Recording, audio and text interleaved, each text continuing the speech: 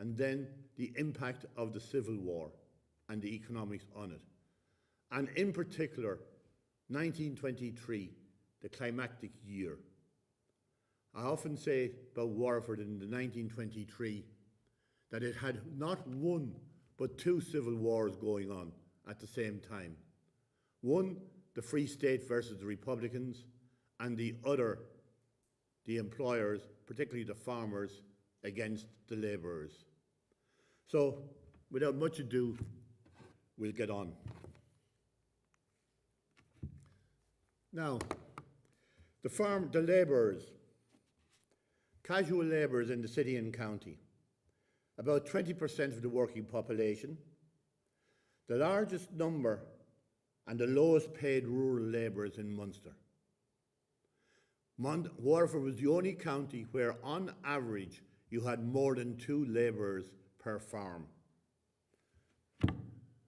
In the city, slum conditions for some, and I'll come back to that, not unionised, no leadership, no voice. Now, just before the First World War, the economy of Waterford city and county was almost totally agricultural. It was quite prosperous. There was a growing demand both for the domestic market and the growing English market for agricultural products. And as a major port and rail centre with direct lines to Dublin, Limerick, Kilkenny, Rosslare and Cork, and serving a thriving hinterland, Waterford City benefits significantly from Irish agricultural prosperity, in particular the bacon trade. Waterford was a major centre of the bacon trade. In the city, you had 4 bacon curing plants, or cellars as they used to be called, who employed directly about 850 workers, a lot of casual workers, transport, carters, etc., and killed annually about 450,000 pigs every year, which was about 1/3 of the national pig kill. In the county, the beginnings of the creamery movement. And, you know, the city's over-reliance on agriculture, though, was brought home in 1913 when a pig being brought in from Tipperary was diagnosed with foot and mouth disease. Everything stopped. The factories laid off their workers for 2 months. Railway workers were laid off, carters, casual labourers, all suffered. And that showed it was dependent on the agricultural sector. Now, obviously, this prosperity did not benefit everybody equally. In the city, you had some very, very prosperous people living mostly along the Dunmore Road, the Dunmore East Road, and you also had a thriving middle class of professions, merchants, and so on like that, and who enjoyed a comfortable lifestyle. And at the other end of the scale, you had the labourers. Now, the 1911 census enumerated about 8,000 labourers. Some of the unskilled labourers could not find regular employment, and some of them lived in appalling slums. But it was estimated about 5% of those labourers and their families lived in appalling slums.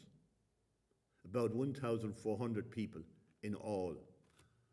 But compare that to Dublin, where 20% of the population lived in similar conditions. And I'll come back to that. Waterford was very advanced in terms of social housing, as we would say. In the same way, there was, in the countryside, you had the same, if you like, divided economy. The rural labourers who might earn 15 to 18 shillings a week for a 6 or a 7 day week. They were, again, as I say, at the bottom of the pool. Now, I mentioned there, no franchise, no leadership. But let's look at the political situation. John Redmond, representing Waterford as he had done so since 1891. What were his views? Well, at the general election of 1892, he said, "Therefore, I am strongly in favour of the principle of trade unionism. I would appeal to the labouring population of Waterford to strengthen their organisation, act with regard to the general interest of the community. Every reasonable demand made on the part of Labour has my support." A certain amount of paternalism there, subject to the general condition, subject to the general, with regard to the general interests of the community. So he was not anti-Labour, but kind of, if you like, paternalistic. But he was an excellent constituency MP. He had a great track record in extracting money out of the British government for Waterford, reflected in the bridge, the infirmary, De La Salle College, and in particular, social housing. The small single-storey houses that you see, we say in Ignatius Street, at the top of Mount St. Avenue, in Short Course, around the city, were all built in the first decade of the 20th century with money got from England. And it was a tribute to Redmond that he emphasised that. Now, representing the county, you had J.J. O'Shea. O'Shea had founded the Land and Labour Association in 1894, and he was a man that campaigned for radical changes to land and labour laws. He favoured small holdings, and as a result of himself and Redmond, Waterford County had one of the highest percentages relative to its population of labourers' cottages, each with a half an acre. Some 2,500 were built within a few years. And very, very interestingly, he was interviewed in the Manchester Guardian in 1913, and he said, "When we get Home Rule, the Irish Parliamentary Party," he says, will divide into two parts. One will be representing the property interests, the professions, and the other will be representing the labourers, the working class. And he made it quite clear which side he was on. So he was regarded as quite radical. Now, but I often think, though, the bitter words of Sean O'Faolain when he was talking about Cork just before the First World War could be applied to a lot of other parts of Ireland. And they were, it wasn't the city, this is Cork, merely a country town filled with half-rich and pauper poor, and small merchants and petty tradesmen who fatted the priests and kept the monks and the nuns and the starveling beggars alive, and made those half-rich happy in their half-wealth. Bitter, but an element of truth in it. Now, all of that changed with the advent of the First World War. Of course, the first and most immediate impact was recruitment. And recruitment in Waterford, as in the rest of Ireland, and as in England and everywhere else, was mostly from the urban poor, the labourers, the casual labourers. And they joined up. And of course, the war meant death. And that was summarised in a sense by the experience of the Collins family. 6 sons went off to war, 4 from Phillip Street. 4 died. One spent 3 years as a prisoner of war in horrific conditions in a Bulgarian prisoner of war camp. And I remember reading it, and it said that he came home a psychiatric wreck. And I remember reading where somebody talked about the other brother came through the war unscathed. Now, how you could use the word unscathed when 4 of his brothers had been killed and the third was a permanent psychological cripple. But that was, if you like, the symbol of the sacrifice. And also, of course, You had the sinking of the two small ships in December 1917 on the cattle run between Waterford and Liverpool. 83 people died in that week, 69 of them from the city. 1 week, just before Christmas, and only one body was ever found. So that was the immediate impact. But, I'll just go back a little bit. That was the immediate human impact. But there's no doubt about it, the war brought to Ireland an unprecedented prosperity. Up and down the country, in industry and in agriculture, all the signs were that prosperity was both more solid and more widely diffused than any time previously.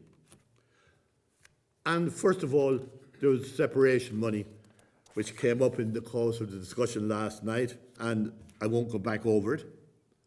But equally, when men joined the army, and a lot of those who did had employment. They did it for patriotic reasons, responding to John Redmond's call. They had to be replaced in their jobs. So that created vacancies. As well as that, you also had the munitions factory, which we mentioned last night as well. And you also had other contracts. Johnny Hearn, the builder, got a massive contract for making ammunition boxes. He took on over 100 extra workers. So the balance was changing in the labour market between supply and demand. Now, one result of the war, though, was a steep rise in commodities, particularly basic foodstuffs. Tea increased by 49% in the first year, eggs by 45%, bread by 26%. And as a result, that impacted on the workers. But they responded. And in 1915, the Clyde Shipping Company agreed to give their workers a war allowance of an extra 5 shillings a week after a short strike of 5 days. Now, interestingly, in 1916, beginning of 1916, the dockers went on strike and again secured a war bonus. The corporation workers secured a war bonus of 4 shillings a week. When the dockers went on strike, the Irish Transport and General Workers Union refused to support them because essentially the union was broke after the lockout. And as a result, the dockers left the Irish Transport Union, joined the National Union of Dock Labourers, which later was absorbed by the Amalgamated Transport, hence the arrival of the ATGWU in Waterford. Now,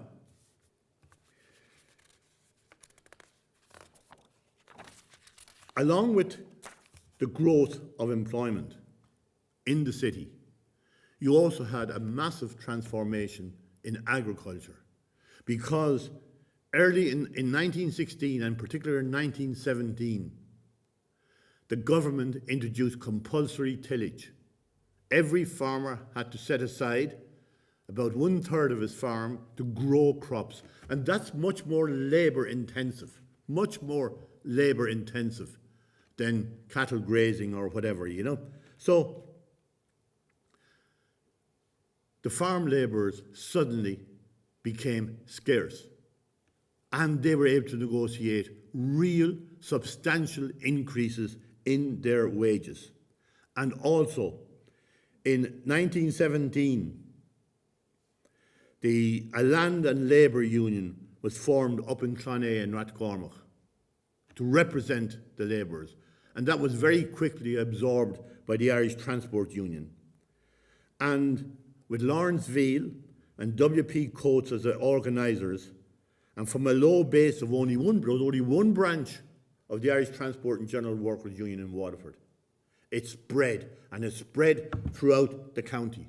At its peak, The Irish Transport and General Workers Union had 27 branches in Waterford City and County. 2 large branches in Waterford City, 1 large branch in Dungarvan, and the rest was virtually a branch in every parish. If you take Kilmacthomas, that had a branch with 544 members by the end of the war, of whom 453 were agricultural labourers. So the union was going from strength to strength right across the county, that. Now, also firms that had not been unionised in the city came under pressure. Tommy Dunn, full-time secretary of the city branch, recalled in a memoir, every firm of size joined up. At first, there was much talk of resistance and talk of forming an employers' federation, but the only opposition came from the building employers led by John Hearn. A strike notice made him change his mind in a week. So again, the union are growing and growing in power and prepared to use that power. And it wasn't just the transport union. You also had the Waterford, the Women's Workers Union, established branches here, and others. And politically, for a period, the Waterford City Trades Council changed its name to the Waterford and District Workers' Council, shortened to just the Waterford Workers' Council, an indication of a growing left involved in it. Now, as I say, the Collins brothers, the symbol of the sacrifice, the 2 ships, and of course the memorial wall in Dungarvan. So, as I say, huge economic benefit. It was an era of prosperity and the growth of the trade unions. And there was one lovely comment from County Inspector Hetreed, head of the RIC in Waterford City and County. He said, the farmers have done well out of the war. And he said they are not anxious to share their new wealth with their labourers. But threats of strike, etc., soon made them share. So they are doing well, and of course, the most visible symbol was the munitions factory out there at Bilberry, on the old South Railway Station. Now, this is a very interesting one. It shows you the growth of the Irish Transport and General Workers Union.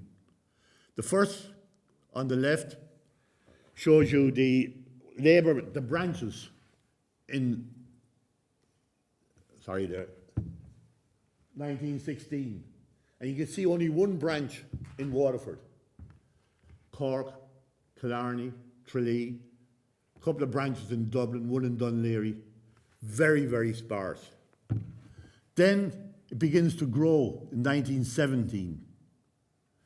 Interestingly, the Waterford branch seems to have disappeared. Now, it may well have continued in existence, but didn't pay its dues. But look at 1918.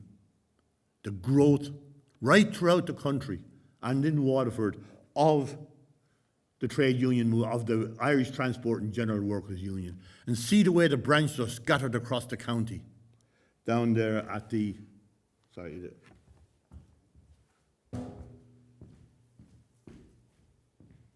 can see the way Tallow, Lismore, Cappoquin, right across the county. And that grew throughout 1919, reaching its peak, as I said earlier, in 1920, with 27 branches between the city and the county. So, the war is over, but the revolution has really gone underway. What did the labourers, the workers of Waterford, do during the revolution? Well, first, before I go on to that, it's worth looking at. Labour decided not to contest the general election, but they were all built up for the municipal elections, which were held in January 1920. very disappointing result for Labour.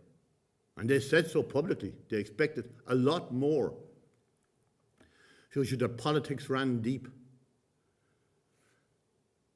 The Irish Parliamentary Party, the Redmondites, managed to keep 14 of their seats, which is the biggest performance in any municipal election in the country. They hadn't gone away, you know, the Redmondites. Now, in supporting the revolution, there was two major events. April 1920, prisoners went on hunger strike in Mountjoy. The Irish Trade Union Congress in April called a one-day general strike in support of the Republican prisoners, which included a number of Waterford men, such as Patrick Dalton, and I'll mention him again, and Pat Brazel, who was in Wormwood Scrubs. For the general strike, the Waterford Workers' Council coordinated everything, and their actions made headline all across the United Kingdom. The Manchester Guardian reported that a delegation of Southern Unionists had met Andrew Bonar Law, and according to him, a member of the deputation gave a full account of happenings in Waterford under the Soviet government. The Labour movement had taken over Waterford. The city, he states, was taken over by a Soviet commissioner and 3 associates. The Sinn Féin mayor abdicated, and the Soviet issued orders to the population, which all had to obey. Now, there was some street scuffling between the Redmondites and Ballybricken and the Sinn Féin. They ordered all the pubs closed, and they set up temperance patrols to visit the pubs and make sure. Some problems in the pubs on Ballybricken, which refused to close, but that's what you'd expect. For 2 days, until a telegram arrived reporting the release of the hunger strikers, the city was in the hands of these men. Large bodies of pickets, armed with sticks, marching through the city in military formation, enforced the strike. Huge crowds gathered outside the city hall to listen to speeches, while the proceedings invariably ended with the singing of the red flag. That's the Manchester Guardian's report. Now, the government quickly capitulated and released the hunger strikers. The Workers' Council, the Waterford Workers' Council, then formally handed control of the city back to the mayor, Dr. Vincent White, who congratulated, and I quote, the Soviet government of Waterford on a very effective, masterly and successful administration. A few days later, the Waterford prisoners returned home to a triumphant welcome. Now, in all of that, there was a huge element of theatre in it, have no doubt about it. A huge element of theatre, but it worked, and it worked because of the strength of the workers. And that was the council that controlled the city for those 2 days. Vincent White, the mayor, is there in the centre. Beside him is Luke Larkin, president of the Trades Council. You can see some ladies present there in it as well. So that was the Soviet government of Waterford. Now, there was another episode in the War of Independence where the workers of Waterford, along with the workers in the rest of the country, took a very prominent part. In May 1920, the dockers in Dublin port refused to unload military supplies from a cargo vessel. A detachment of the Royal Engineers, the British Army, intervened and unloaded the vessel. The dockers then refused to put the cargo into railway wagons. The engineers, the British Army, loaded the wagons. The railwaymen refused to drive the wagons. So that action spread throughout the country. And it took a new form when on the 14th of June, a driver at Waterford, John Condon of Ferrybank, refused to take a train out that had 120 men of the Devonshire Regiment on board. He was dismissed instantly. Within 2 weeks, a further 5 drivers and 3 guards had been dismissed. One of them described his experiences. About 10:30, a detachment of the Devons arrived on the platform and entered my train. When starting time arrived, the guard gave the green flag, but I remained stationary. I was thereupon accosted by the officer in charge, accompanied by the traffic inspector, who asked me why I did not start. I told him I refused to work the train while British armed forces are on board. I was instantly dismissed. By the 9th of July, 24 drivers and 34 guards, porters and firemen in Waterford station had been dismissed, had been sacked. Sinn Féin made a lot out of it, issuing that poster describing the railway men as not fighting for their own cause, but for the cause of Irish freedom, and appealing for funds to help them. The trade unions in Waterford mobilised and raised about £10,000, which was the highest amounts in the country, to distribute among the striking railwaymen. And that strike went on until December 1920. It had a huge impact on the operations of the military. All of the men in the settlement were reinstated, but it had a huge impact economically in Waterford. I remember reading that by November there was only one train a day between Waterford and Dublin, and that had to go via New Ross, Macmine Junction and up the coast. I think Irish Rail at times managed to achieve that without any strike, one train a day. However, anyway, the railwaymen had won. Now, let's move on. After the war, as I said, there was, and that's soldiers guarding loaded military wagons in Dublin.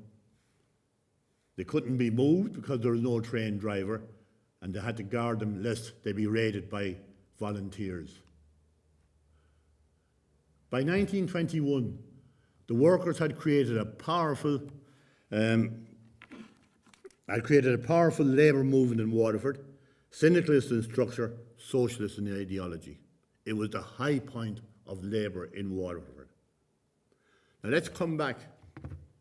By 1920, when the war ended, you had an 18-month boom. It seems as if the good times would never end. But from the 1920, from about mid-1920 on, the boom was over. Depression set in, markets collapsed. Just before that, the farmers were uniting. They formed the Waterford Farmers Union under the leadership of Sir John Keane of Cappoquin. In May 1920, just before the boom collapsed, the farm labourers, the Irish Transport and General Workers Union, negotiated with the Waterford Farmers Union and agreed a basic 38 shillings and sixpence per week for outdoor for 7 days, outdoor for 6 days 35 shillings, and it graduated down for women workers, for men under the age of 21, for boys under the age of 18. Essentially, though, 38 shillings was the key figure.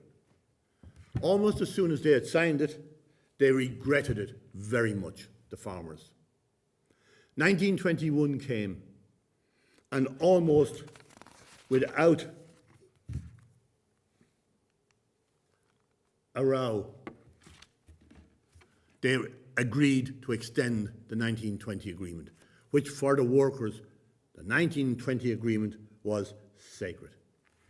Now, you might say, why did they agree in 1921? The negotiations took place in May. May 1921 is the height of the War of Independence. The RIC have been withdrawn from the countryside. The British Army don't care about the farmers. So the IRA were in control of a lot of the countryside. It was the bad time for the farmers to pick a row. They gave in, renewed the agreement for a year. A year later, it's up again. And the farmers refused to give the 38 shillings. They instead offered 30 shillings a week. And immediately there was a county-wide strike. And within days, farmers in the east of the county began to surrender, began to agree with their own labourers the 38 shillings. And you can see how the Voice of Labour reported that, the Labour newspaper. Waterford will win. First stages of farm fight are heartening. Dungarvan already settled. Excellent reports from all other areas. The 3rd of June, Waterford winning all the way. Farmers flogged in a 5-day fight. 17th of June, 90% settle on 21 rates. But West Waterford, the largest states, was different. When a farmer agreed to keep the 38 shillings, he was issued with a pass, because the most effective tactic that the union had was the blockade. Block the roads leading to a farm. He can't get his goods out to sell, his cattle, his produce out to sell, and he cannot get in supplies. He can't even get in supplies of food to feed himself. But if you agreed with the union, you were issued with a formal pass. But as I say, in West Waterford, it was different. The big estates,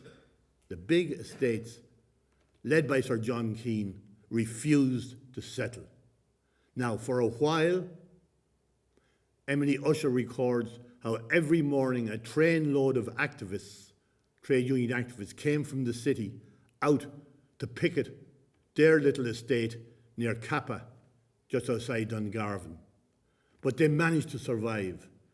And after about 2 weeks of this, because the Civil War had broken out, the labourers felt they had more things to look after than worrying about it. So on the big estates in West Waterford, you had a settlement of 30 shillings, and the Voice of Labour castigated Sir John Keane as the leader of it, and said the contempt. They mentioned they had contempt for the labourers who had gone in for 30 shillings a week. But we have less contempt for them than we have for Keane. The way he humiliating his men, and he now welcome to all the glory that he is due. The end is not yet, Sir John. In other words, there'll be another round. And that round came in 1923. Now, 1923 will be the crucial year, absolutely crucial year. And before I get to the big farm workers' strike, there was a warning. The gas workers' strike. And it's a couple of very interesting things about this. On the 26th of January, you had an inter-union dispute about who should unload and level the coal off a ship down at the Adelphi wharf. That gave the management an opportunity. They immediately demanded changes in work practices and a reduction in the number of workers. On the 29th, the workers, led by Pat Keating, occupied the gasworks, established a Soviet, and tried to maintain supply. But on the 10th of March, the Free State Army occupied the gasworks, evicting the strikers and shut down the gasworks. And then the company upped its demands, reduction in the numbers and reduction in shift patterns and a reduction in wages. And that strike went on until settled on company terms in August. Now, the interesting thing there is the way the company used that inter-union dispute to advance their agenda, which was reduce the wages, reduce the numbers, change the conditions. The second thing, the way the government backed them up. Now, the government, once they evicted the strikers from the gasworks, that was it. They shut down the gasworks and left it. And in June and July, on 2 occasions, the company refused to even take part in any negotiations. They made a message quite clear. You want to come back to work, you come back on our terms. And that happened on the 9th of August, settled on the company terms. Now, that should have been a warning. It certainly gave the Waterford Farmers Union a lot of hope. In May 1923, they made their final offer. Outdoor workers down from the 38 and 6 to 30 shillings a week. And also, the working week was to be increased from 45 hours a week to 54 hours a week. All in all, it represented about a 40% reduction in the hourly rate. And the same for indoor workers. Also, the traditional bonuses for harvest were to be abolished. No bonuses. The union rejected them. They put it to a vote of the workers, who voted overwhelmingly for strike. Even Sir John Keane said, "We admit it is not a generous wage, but it is about as much as the industry can stand."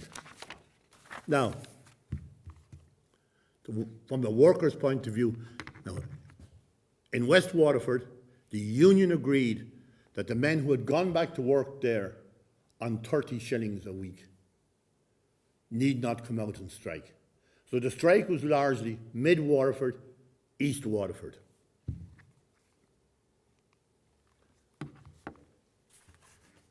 On the 18th of May, they started blockading, and a couple of very interesting episodes happened. The first one, when a convoy of carts, escorted by the military, brought butter from Kilmeaden to the Great Western ship to be exported to England. The dockers refused to handle it. Then the farmers loaded on board the ship themselves, at which stage the sailors refused to sail. They would not crew the ship, they walked off the ship. In desperation, the captain of the ship, conscious of his timetable and of the tides, asked the sailors and the dockers to come back on board and to unload the butter, which they did. And apparently they were quite careless in handling it, because a lot of the boxes ended up in the river. But first victory to the strikers. 2 days later, a convoy of carts, each one with 1 or 2 soldiers in it, arrived at Hall's stores, grain stores, which is just up the road there, opposite the Munster Express office. It's now part of the WIT. The labourers there refused to load the carts, were instantly dismissed. The farmers loaded themselves, guarded by a large number of troops. But they managed to get out of the city, as I say, still escorted by the army, and on their way out towards Kilmeaden, they were ambushed by a small number of pro-worker IRA men. Shots were exchanged, 1 soldier slightly wounded. That was the beginning of a lot of trouble. The farmers went on the offensive on the propaganda side. And they started thinking, I'm not asking anybody to try and read it, but the emphasis in it, these kind of posters, Bolshevism. Today they want our money, tomorrow they'll take our land. That was the farmers rallying themselves. Also, the Secretary of the Waterford Farmers Union wrote to the Minister, wrote to the government, and he said, "My committee have had difficulty in restraining the young, impulsive members of the Farmers Union from committing serious reprisals on the strikers, as they point out the strikers are boasting that the government will not, through the courts, punish them for their illegal acts and sabotage. It is therefore respected that sufficient Free State troops should be supplied to effectively patrol the roads at night and to issue curfew regulations. So they're really demanding strong military action. Now, the army at the time had a unit called the Special Infantry Corps, which were used to break strikes, to collect rates where they were not being collected, and so on like that. It was commanded by Patrick Dalton, whom I mentioned earlier, Waterford, and he sent down 2 battalions of his unit, with about 300 to 400 men in each, so about 700 additional troops. And the message he gave to the commander of one of those, Hetherington, who was also a Waterford city man, he says, "See the Garda superintendent about the labour trouble, especially in the Kilmeaden district. Commandant Paul, that's Paddy Paul, will be instructed to loan you the necessary transport. Clean up this area at once. Use your own discretionary action to be taken. Use no half measures. Make an example of the place." And by God they did. Essentially, brutal martial law was imposed on East Waterford. Sites like this were common. Guarding a dairy,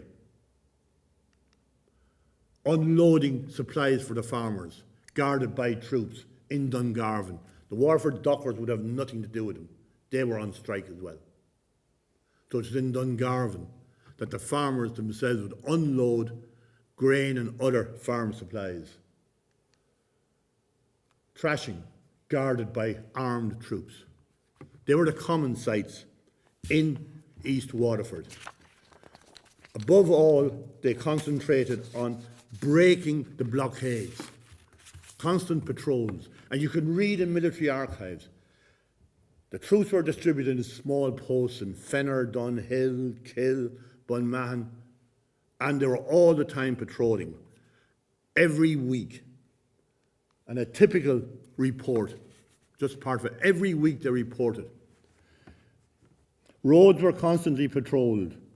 On the night of the 6th of May, the property of John Halley of Grawn Tremor was burned. That was a common thing by the workers. Burn the hay loft, the hay ricks, burn the straw. Sergeant Callan arrested 4 boys on the main road. They were later released. On the night of the 5th inst, Michael Pearce, James Fenley and James Summers were arrested by Sergeant Callan for a breach of curfew regulations. A shot had to be fired over their heads before they halted. After the investigation, they were fined 5 shillings each, which, not being able to pay, they ended up spending weeks in prison. Curfew was imposed rigorously, very rigorously. And over the period of the summer, July, August, September, October, November, December, well over 100 guys spent time in Waterford prison, labourers, for breaching the curfew. The reports, you might say, they're soldiers doing their duty. But there was other violence. Some labourers who had gone back to work for the 30 shillings were intimidated by their striking colleagues.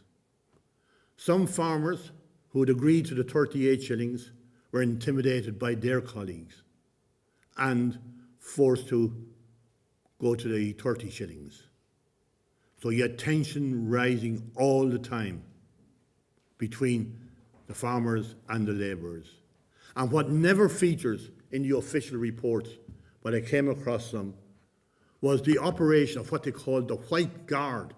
These were the young farmers. A typical report. Pat Murray of Smoor, Dunhill, shop steward, was warned by Pat Keeney, union official, that there were rumours around that the farmers were going to get him. It came at 2 a.m. on the 10th of September when the door of his cottage was smashed down and he and his brother and sister were ordered out and shots fired over their heads.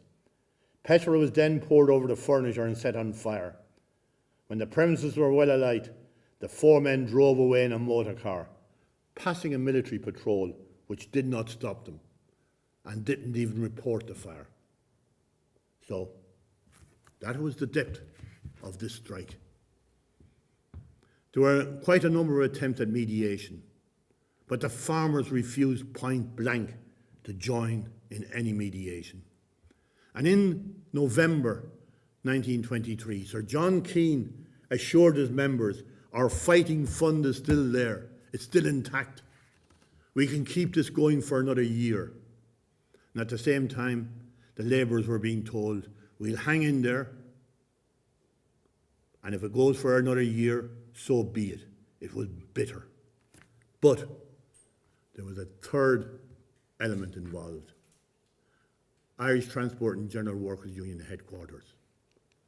And they were looking at the figures from head office, the head office view, remitted to head office. These were the dues due from the union in Waterford. And this covers mid and east Waterford, and it covers the period from about May until October 1923. They received £1,295. They had to receive from head office £17,348. They were becoming very worried that the union would be bankrupt before long.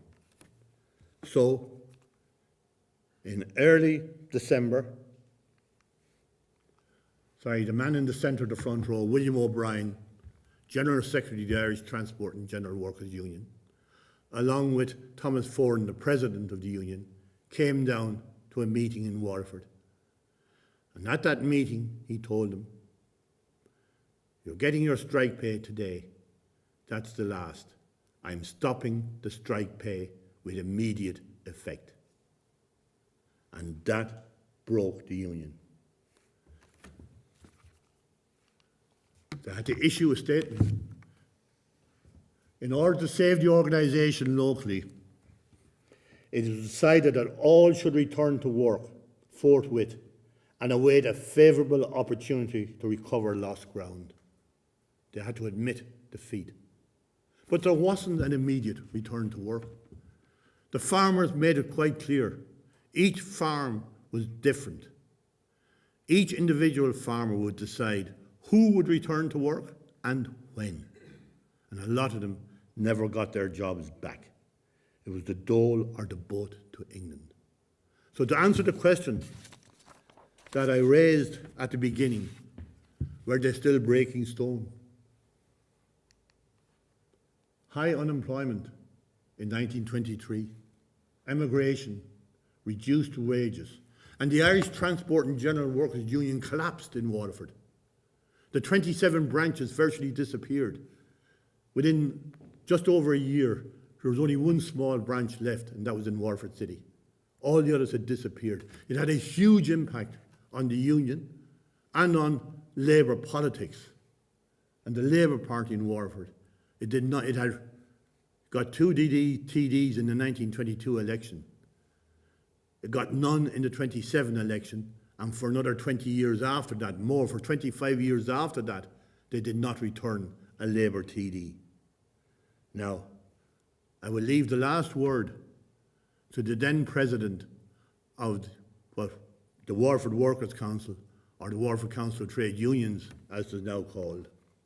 Speaking the following year, 1924, Liam Curran, president, summed it up when he said, they were told that the day that the Free State Treaty was signed, that they had obtained the greatest Magna Carta for workers the world had ever seen. Well, now they, the workers, had no work, and they could lie out in the fields or stand on the quay and look up at the flag on Reginald's Tower and say, now we are free. Free to go home and starve with their wives and children. Thanks.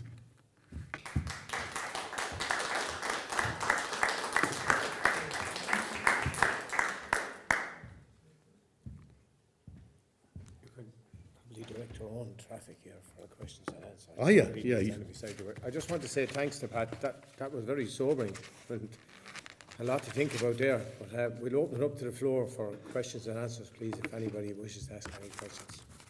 Yep. Thanks very much for a very interesting talk.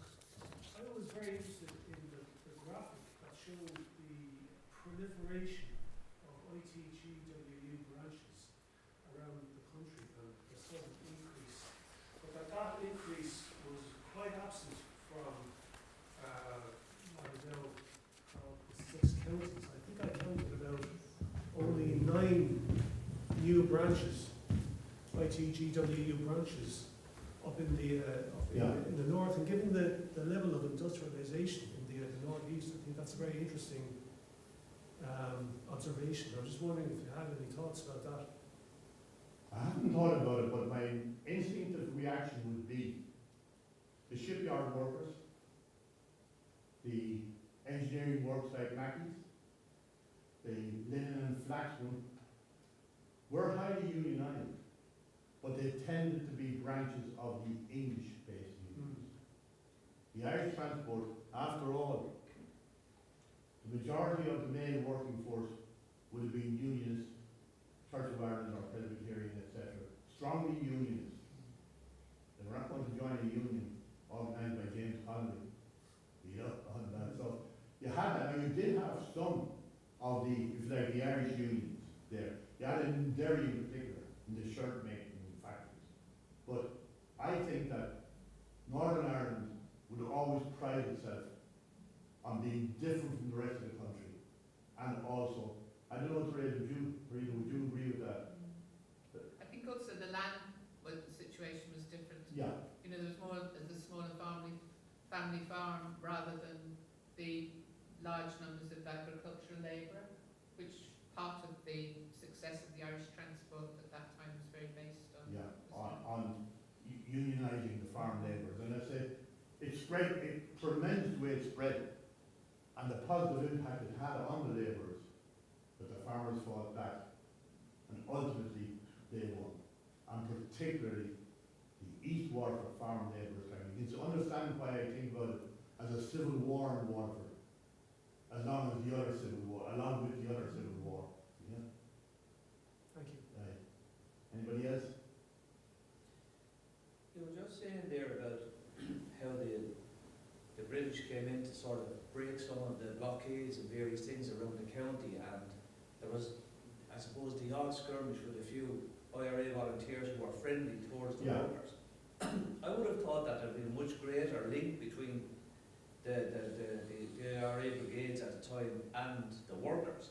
That there would have been, I would have thought there would be much more, if you want to call it military support, to back up what would have been very vulnerable workers coming under attack. Have you any views as to why that didn't happen? Well, that's a fascinating question. In West Waterford, where a lot of the volunteers were farmers' sons, there were instances in 1922 of them breaking up demonstrations by the farm labourers. They were farmers' sons, you know which side they were on. East Waterford was different. Frank Edwards describes how himself, I remember 1922, the IRA, it's before the Civil War, British Army is gone, the RIC is gone, the IRA are in control. In East Waterford, he describes how himself and some of the IRA in East Waterford were sent out to Kilmac to break up a demonstration there. And he's looking at the farm labourers, and he's supposed to break up their demonstration. And he thinks and he says, hey, if shooting starts, I know which side I'll be on. And you had that distinction between East Waterford and West Waterford. Now, the Army, the National Army, the Free State Army intelligence reports, they're full of there is the danger. In 1923, they always talk about the possibility, the danger of the anti-treaty IRA uniting with the workers and causing, and they loved using it, a Bolshevik menace. But it never happened. It never happened.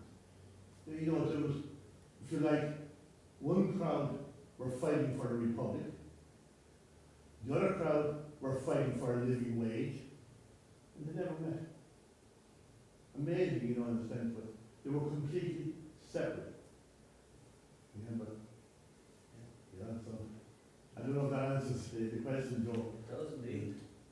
I think it was the classic thing, you know, nationalists, you know, they wanted to get rid of the Brits per se. Yeah. They didn't necessarily want to affect the class relations. Oh, yeah.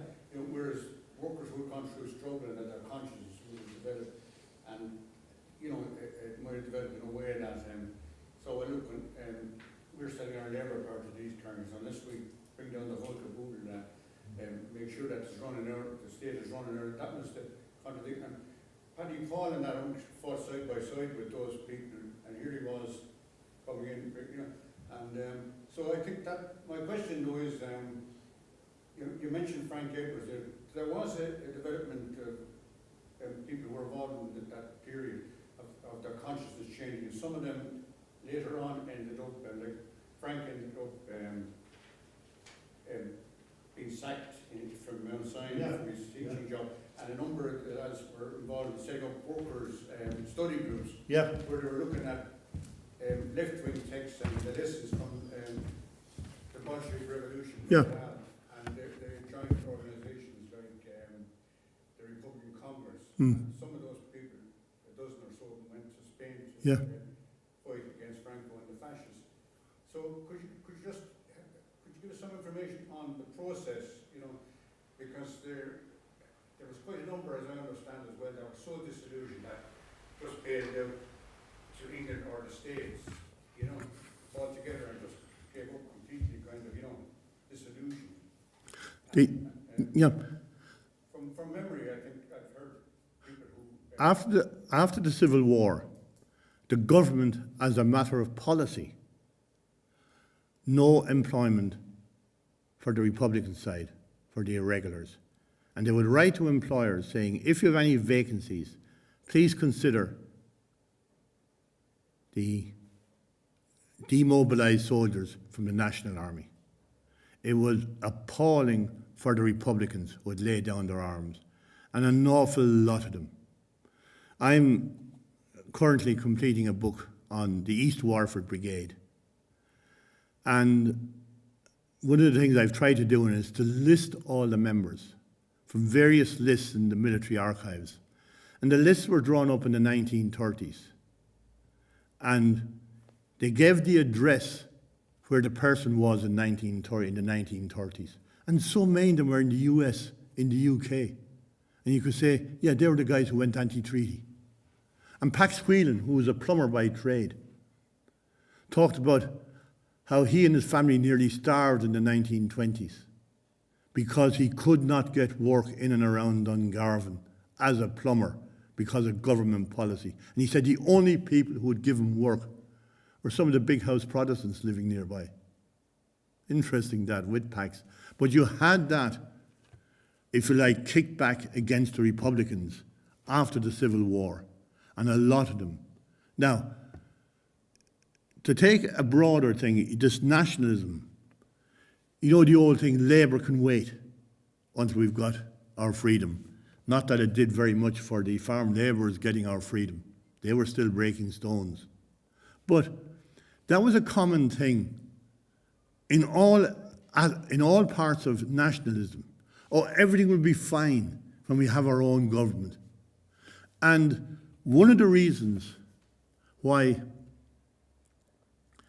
John Redmond and the Irish Parliamentary Party voted against women's suffrage in the House of Commons in 1913. They voted against it. Was they were afraid that if they supported it, the Conservative Party would support the suffrage as well, and the result would be the collapse of the Liberal government, and with it would have gone Home Rule. So his idea again was, Let us get home rule first, and then we'll sort out everything else. And that was, if you like, the nationalism. They had this holy grail of, if we get home rule, then we can sort out anything and everything else. So, and then whereas others always believed that, hey, the first thing to do is to get a living wage. It doesn't matter whether the living wage comes under whatever government. We need a living wage. We need to be able to influence things and so on like that. You have these two strands, but you're right. You had the small minority strand. And don't ever underestimate the power of the church, on that. And the whole spectre. We can look back on the period, and when you think of the Waterford Soviet supporting the hunger strikers, and they parading along singing the Internationale and the red flag, what the Manchester Guardian did not put in is that at the end of that parade would go from City Hall to the cathedral. And at the end of the parade, they'd all go into the cathedral and say the rosary. So it wasn't exactly your classic red revolutionary, but the headlines would always be Bolshevism, land grabbing, etc., etc. And that had its effect. Sorry.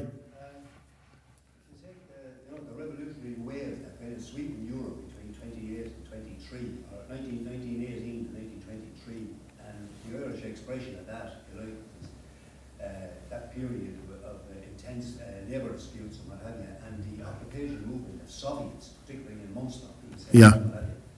But surely workers, even though they may well have, they were Catholic and what have you, but surely they had a desire for something better than the way they lived, and an aspiration, because surely to God that the impact of the Russian Revolution had sent shockwaves across Europe and in Ireland as well, and the whole idea of Soviets being where workers could control things themselves.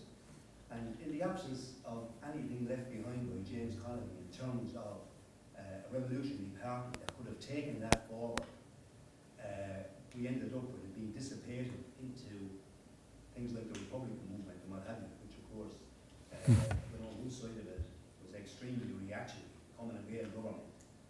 And what have you? Would you say something maybe about that? Well, that surely workers still have an aspiration beyond a wage increase. yeah, but you talk about the revolutionary wave sweeping across Europe, and you're right.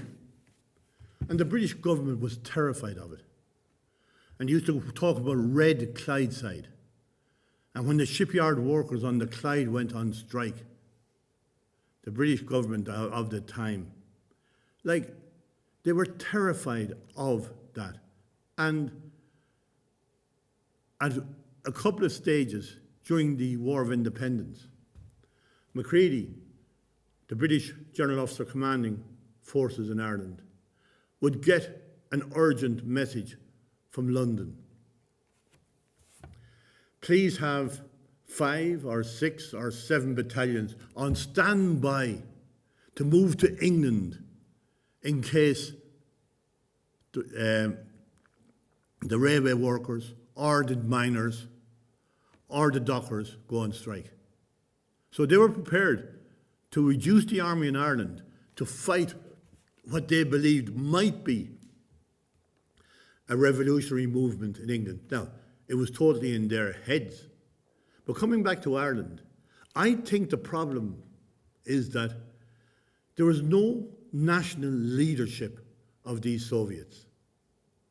And they never got what I would call critical mass. They never reached a stage where, hey, this is the thing. This is, we've enough power now to keep going.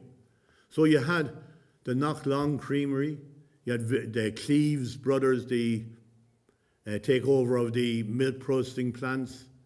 Sir John Keene's farm out in Cappoquin was briefly taken over and the Soviet declared the gas company here. But they're small, isolated actions. There's no sense of an overall national thing. You know, and if you think about it, it is possible that the Labour Party made a huge mistake in agreeing not to compete in the elections in 1918. I don't know. It's one of the what-ifs of history. But equally, they don't seem to have made any type of an electoral arrangement saying, hey, you take 60 seats and we'll take a dozen or something like that. You know, there's no evidence of them thinking beyond that. No, they were caught up with the Sinn Féin movement.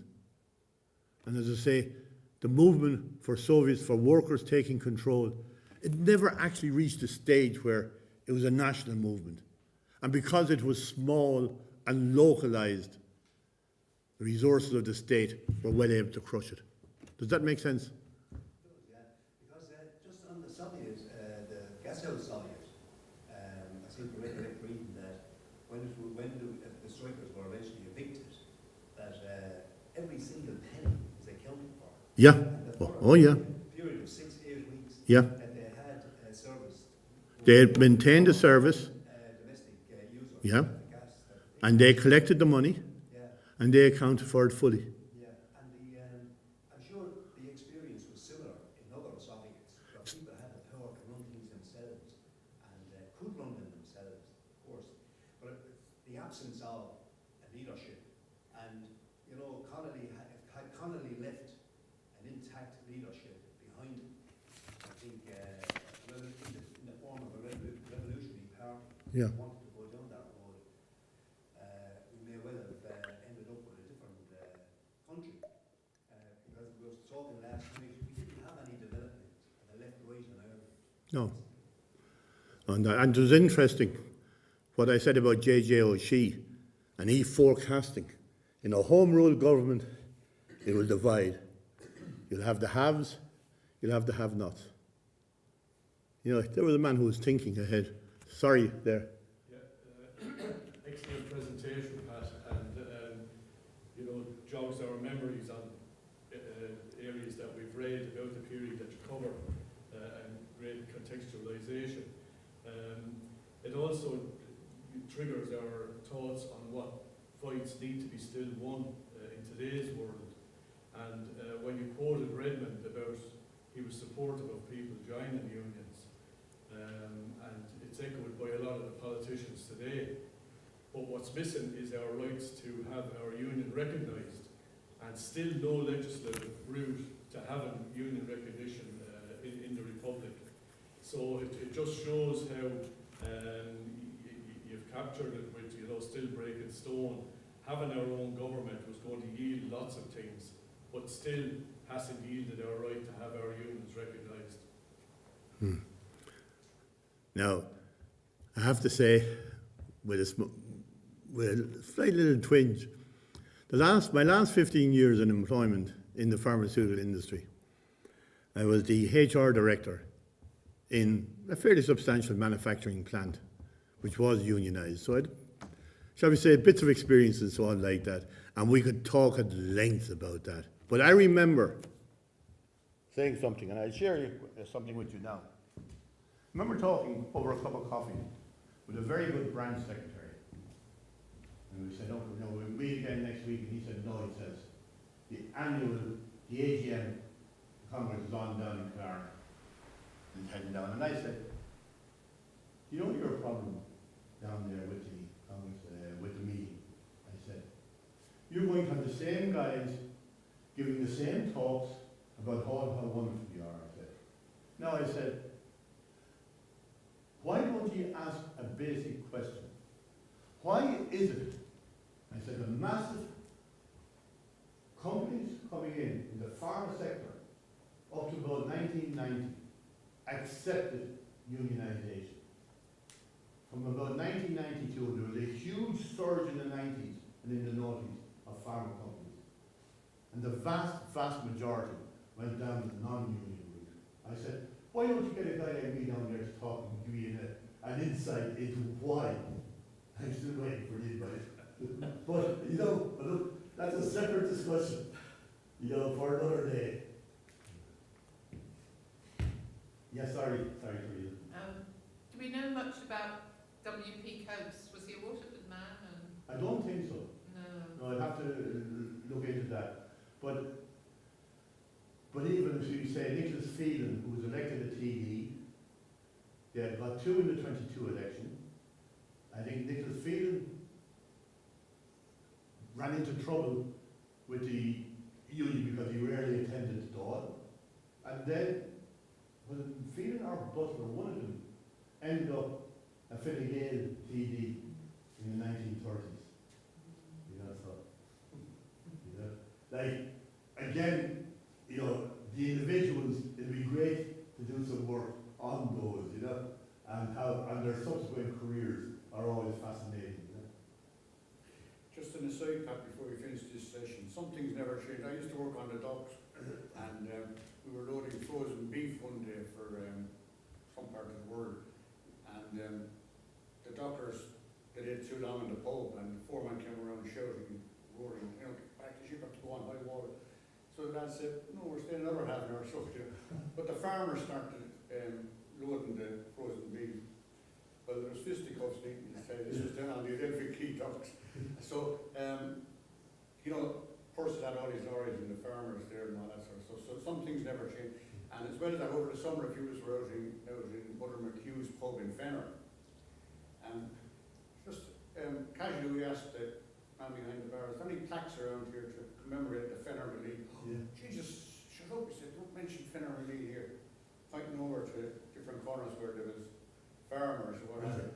I've had several rows here over the years. So the bitterness kind of, or some bitterness. Well, as a complete aside, and I have to tell this because I think it's brilliant. The Stradbally postman was killed in 1929. And still, over 40 years later, the father of a very good friend of mine was an electrician. He was doing some work out in West Waterford. They got paid on the Friday, and they went down to the pub, and there was only one pub in Stradbally. And they went in, and he said, finish. It was fairly crowded.